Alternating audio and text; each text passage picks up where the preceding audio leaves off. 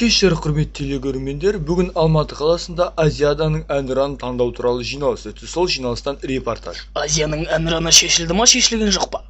Кім өлең айтады өзі? Шешілді. Ерболат Құдайбергенов өлең айтады. Қай өлең Нәурі? Мен қазақпын, мың өліп мың тіл. Жоқ, мына өлеңі. Жаным, ақтамағынан бір иіс кетші. Кетші? Тағы да қандай әншілерің бар? Әншілер деген өте көп. Мысалы? Бейбіт Қорған, Айқын Төлепберген және де Алтынбек. Әншілерді көріңіз келе ма? Онда қараңыз. Жанар оттай жанып, жүрегімде шақтай қарып. Айтшы жаным тек шыны. Бақ, қандай ғажап ес, шат, қиял мәлес. Жаңалықтарымызды жалғастырамыз. Карим Масимов халық алдына сөйлеуге дайындығы көреміз.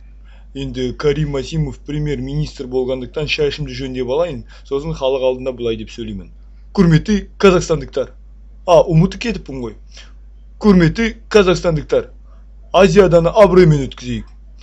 Африкада Нұр Отан партиясына кірем деушілер өте көп екен. Сонымен Нұр Отан партиясының мүшелері Африкада қабылдау үстінде көреміз. Сонда африкалықтар біздің Нұр Отанға кірмекші ма? Қараңыз, Африкалықтар Нұр Отан сыйлайды. Нұр Отан!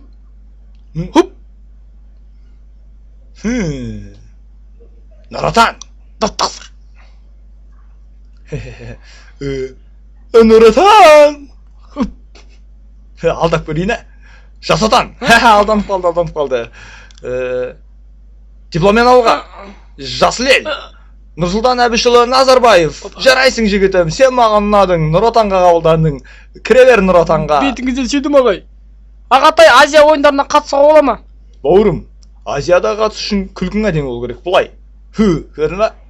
Менің күлкім әдемі, мен қатысам Азияға, қараңыз.